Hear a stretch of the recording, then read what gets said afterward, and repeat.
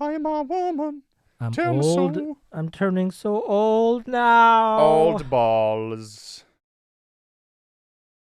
Gotta do some vocal warm-ups here. Okay, get localed. Good vocal woke. Woke them vokes. Hey, oh.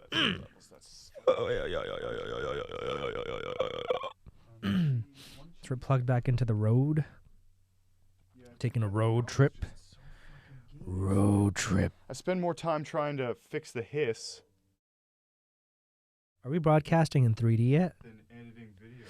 Or 4K? Are we on 4K now? No, man. On the audio, I mean. 4K audio? No, what's that? I don't know. That's not Okay. It's not All right, it's then. not a real Shit, thing. man.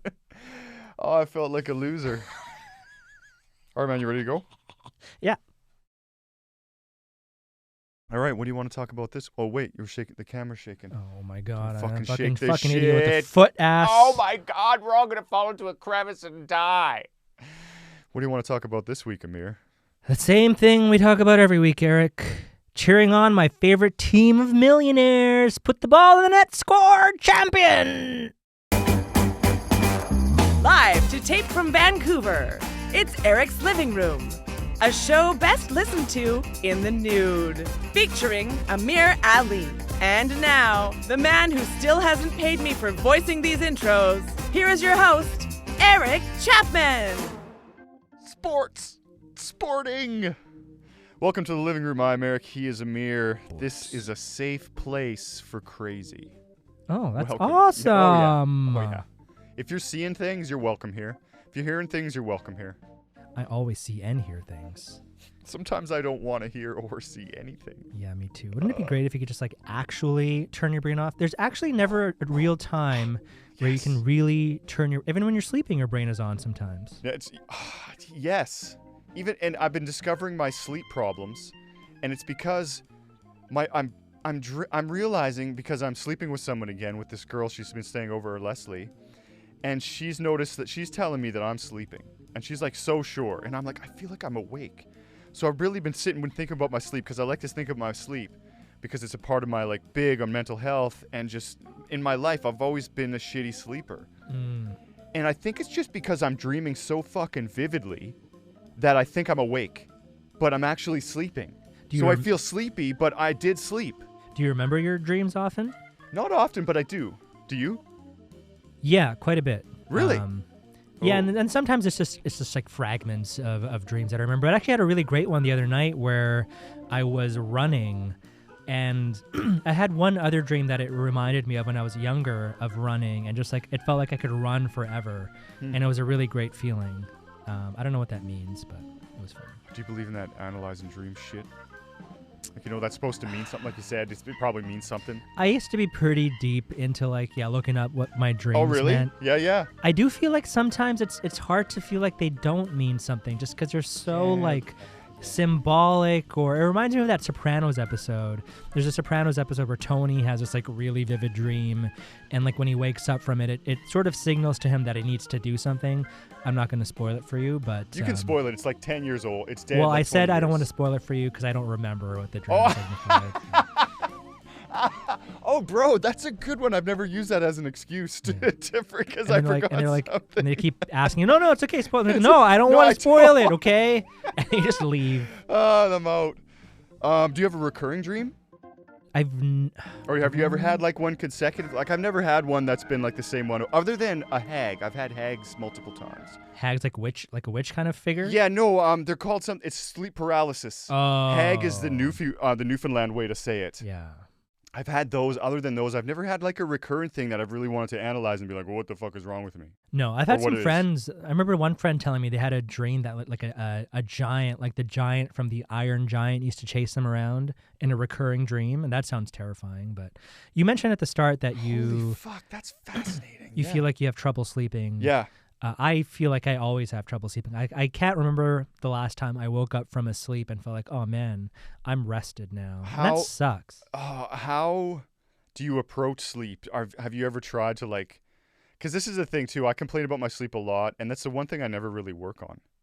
Like I said, I'm thinking about it, but other than that, I don't really work out because I don't know what to do, and I haven't really talked much about it. So that's interesting. Okay, so what is it do you find it hard to fall asleep, or do you wake up all the time? We kind of talked about this on the episode that we had Andy Barrar on, about this idea that it's like a fear of missing out. So I know what the solution is, just sleeping more, but my problem is I have a problem telling myself to go to sleep because I feel like I don't have enough time in the day because of work, because of, like, say today, for example, straight from work, I come here to do this with you. By the time I get home, it'll be like 8:30, 9.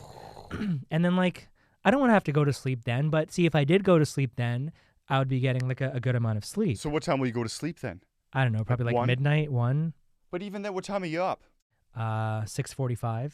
So you're almost 7 hours if you're but 1 you're not. So yeah, you're not getting a good solid amount. And it's because when I get home, it's like, well, I haven't done anything today. I don't want to just go to sleep now. Well, it's not really true. Obviously, I've done work. I've done this, so that's productive. But I don't know. I haven't done stuff for myself. Exactly. Like things that make you feel masturbate. good. Yeah.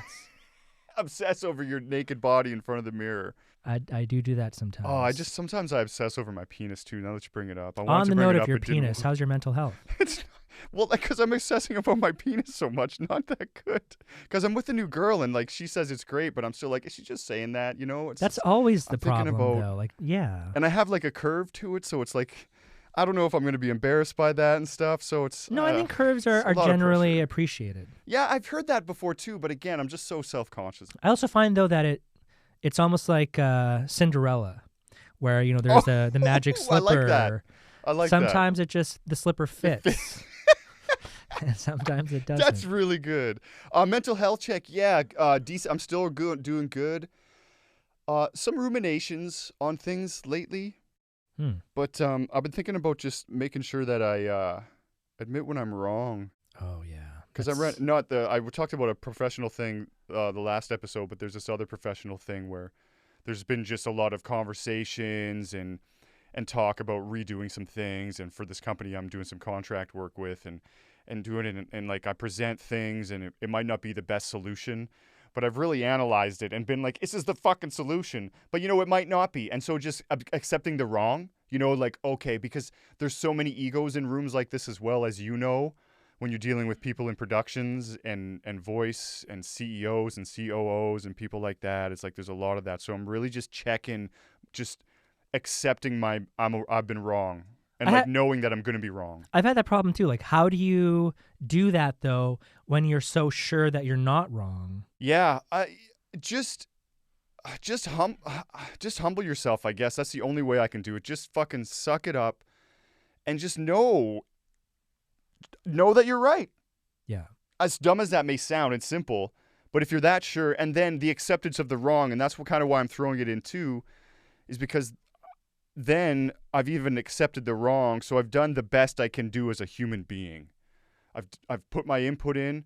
I think I'm right, and if I'm wrong, I'm okay with that too. Like, what else the fucking can you do, I think that's definitely one of the most admirable traits any human being can have, is to admit when they're wrong, especially in the context of a relationship. Have you and your partner ever gotten into a thing where you've had to do that and be like, yeah, you're right. It's even if it's about something small. Oh, sure. And like not the current one. Yeah. Because we're just still new and stuff. Yeah. But absolutely. And sometimes when strategically and without detriment to myself, I've even admitted I'm wrong when I've been right and know I'm right. And in a relationship and like, okay, you know what? If it's just this little thing, yeah, that if you say you're right, then I'm okay with that. If it's going to move you on, and just to make peace. Yeah, just make peace. I'm okay with it. Yeah. If only people all over the world thought that way. But it's tough too, because you're and a big motivation too is seeing other people's ego at play. And as soon as I see someone else's ego come into the room, or I feel it like pushing me up against the wall,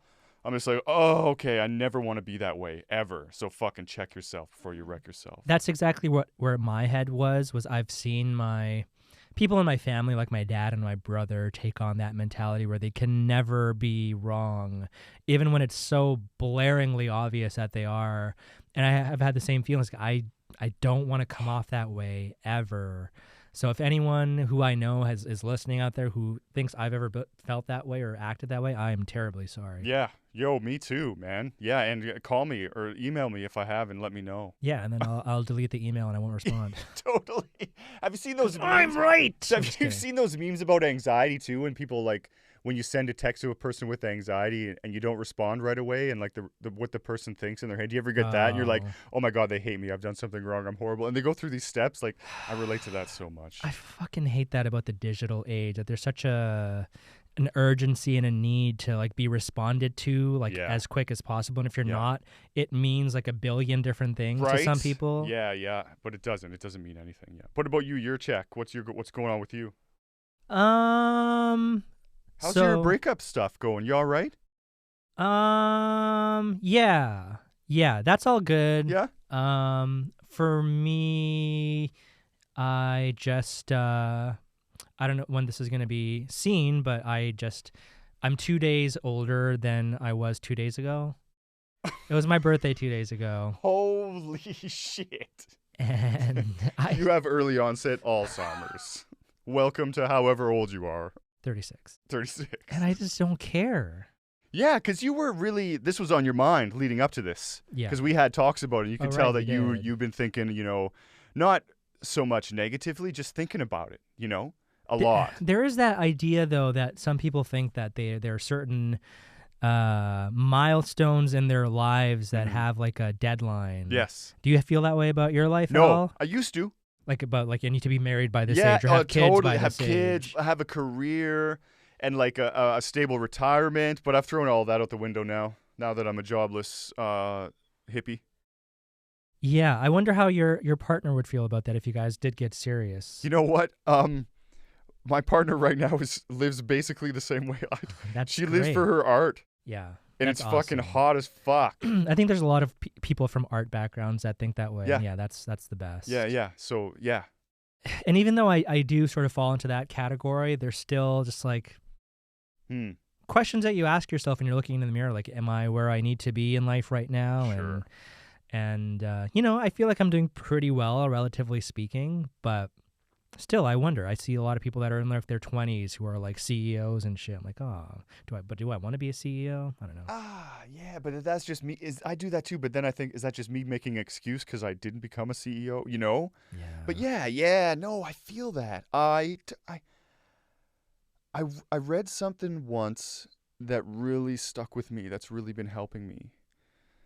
So if you feel like you're at a crossroads and you don't know which way to go, then that's actually not a good thing. Or if you feel like you're on a path, that's actually not a good thing either. If you don't know where to go? Yeah. If you're walking through the dark with your hand out, just feeling your way, trying to make a path, that's actually pretty fucking cool. And it's actually a great way to be because you're literally making your own path. A lot of people talk about following a path to make a path, but that kind of thing is like, you're not. You're making your own shit. Like you're stomping down the bush first time. You run into the tree, you're marking flags, and literally walking through with your hand out, wondering if you're going to hit something. Yeah, story time with Amir. Ooh. There's actually a pivotal moment in my life where that concept that you just described became a reality for me. We've talked about this on the podcast before, but like I grew up in a Muslim household. And one of the things that we were taught was that your life is like predestined and everything's written for you. So when I was living that way, I didn't really feel like it mattered what I was doing because everything was, laid out for me already. And I remember there was this one day where I was just reading about some metaphysical shit online. And this was after I had started smoking weed and for the very first time in my early 20s. And my mind started to like expand, I guess, honestly. I know it sounds kooky, but it's true. It's true. It is. Yeah. And I started laughing hysterically because there was something that I read that told me that it wasn't all written out for me. I could sort of forge my own path as you were sort of describing. And I started laughing hysterically like a maniac because it just felt like an epiphany. Were you alone? I was alone in my bedroom. Thankfully. Oh, wow. If I was around people, they'd probably think I was actually crazy. But or just speaking to God, maybe. Who knows? Yeah. You could have had that excuse. And I never had spontaneous moments in life then. But I remember I was hanging out with somebody that we both know, someone we went to broadcasting school with, and I went to the liquor store first to pick up some cold shots. Remember cold shots? Damn. Hell yeah. I remember I used to cold love shots. cold shots. And I They went went in, down so quick. they Yeah. did. We used to shotgun cold shots. Oh my God, that's a great idea. It's like I our never mayor, did Ken that. Sim. And so I remember walking to the liquor store, and there was a homeless man outside with a guitar. And I went inside, got my stuff, came back out, and he started talking to me, and I started talking to him back. And this was something that I would never do, was talk to a stranger. Really? And then he asked me if I knew Hotel California. And I was standing on the sidewalk singing Hotel California with this homeless dude. And again, not something that I would ever do. So it was like the universe was telling me that whatever I had discovered was legit or something. And wow. Okay, that's cool. And I So, guess yeah. I've been walking in the dark ever since. Yeah, right. Which is okay. Let's not be afraid of the dark, man. You know, I had a breakthrough on the bus on the way to work the other day and started openly weeping. What happened? I felt really good in the morning, and I was just like, you know, I'm okay. Like, I have enough money. I am okay. And, you know, again, I looked at little 6-year-old Eric, and if he was looking at me, what I'm doing right now and who I'm working with and things, and he'd be like, you're doing awesome. And I was like, and then I just fucking started crying, and I was smiling and crying, and I was like, oh, shit. And I didn't really do much. Tears were running down my face. I didn't like, man, you know. But yeah, you mentioned breakthrough, and I forgot I had a breakthrough. That's beautiful, man. Yeah, it was really, really nice. Again, I wasn't able to hold on to it very long, but it did happen. It lasted maybe like till I was on the bus at like 8 down to like 60th and Arbutus in Vancouver, which is South Vancouver, to do this estate auction. And so it lasted some of the day. It's honestly kind of crazy how much that sort of inner child stuff does play a role in our adult lives. There's a friend I've got at work, and they're very much a child of the 90s like I am.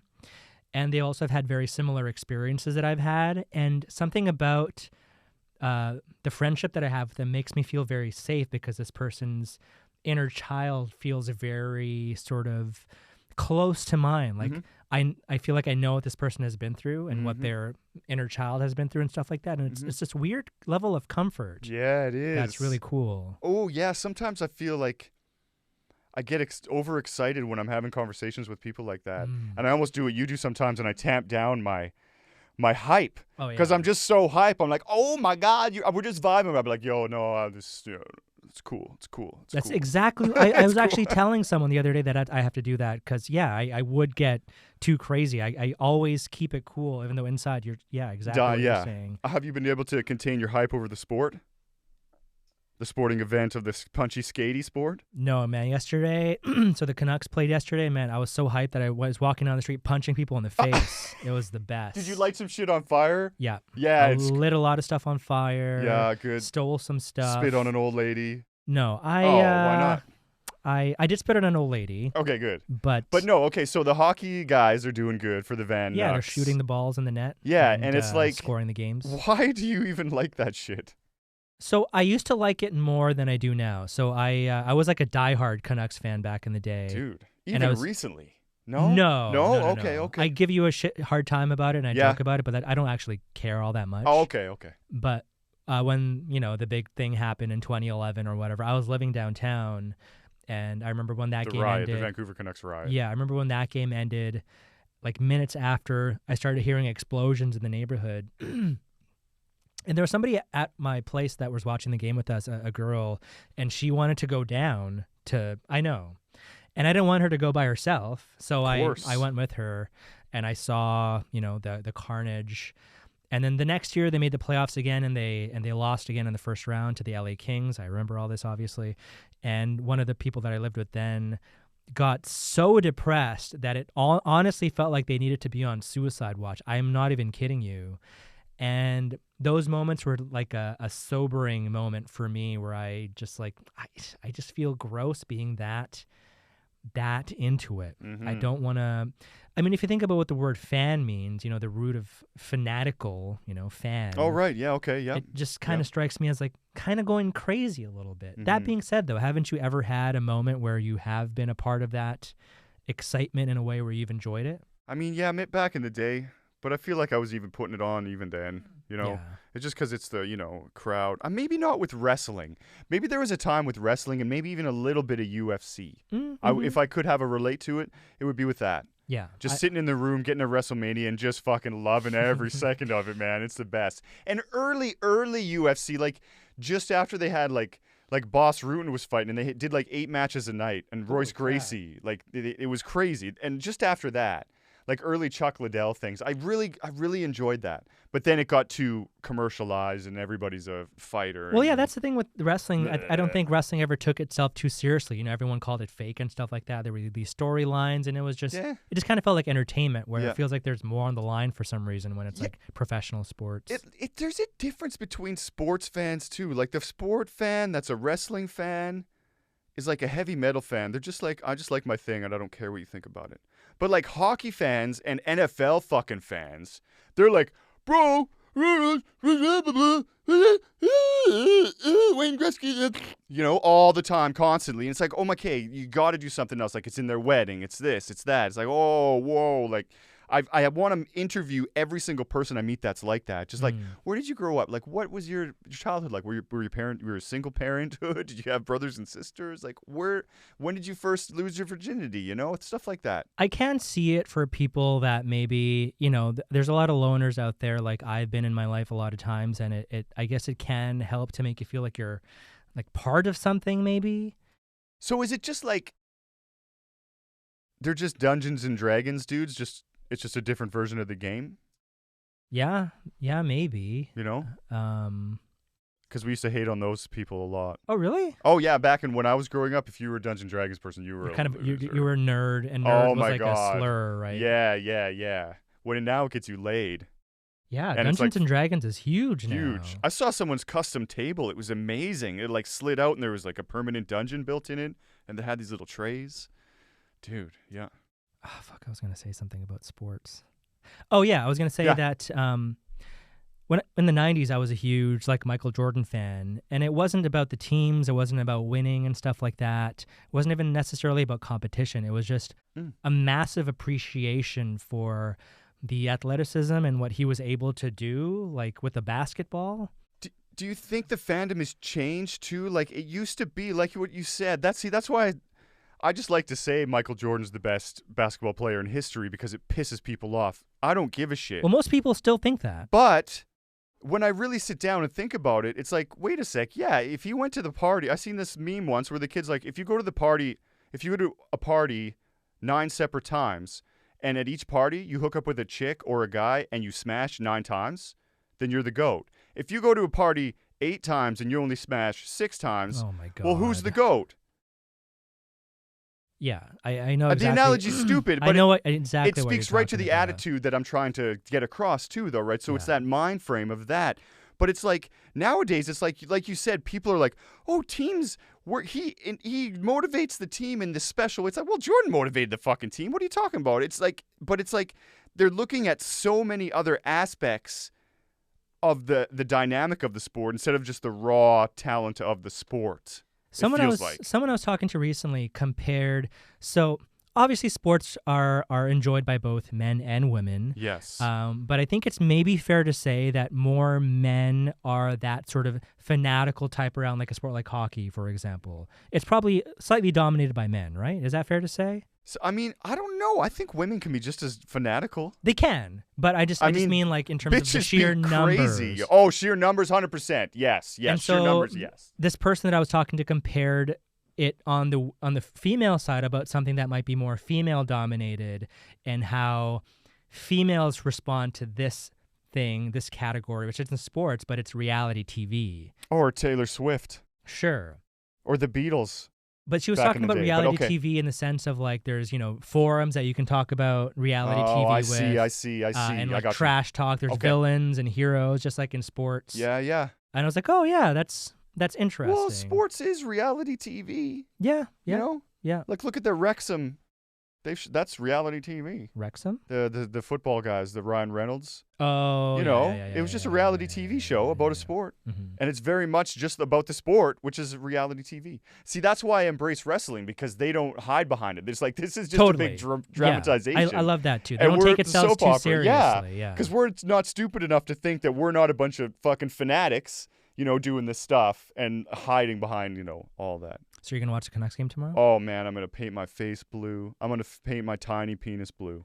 It's not. She said it was pretty good. Yeah, I don't believe her. I don't know. I just don't fucking know. I think she'd prefer it if you had the Canucks logo on it, though. Yeah. And make it so that the orca gets into full size when you're fully erect somehow. Well, it's curved, so I could have it like it's jumping Oh out my of the water. God.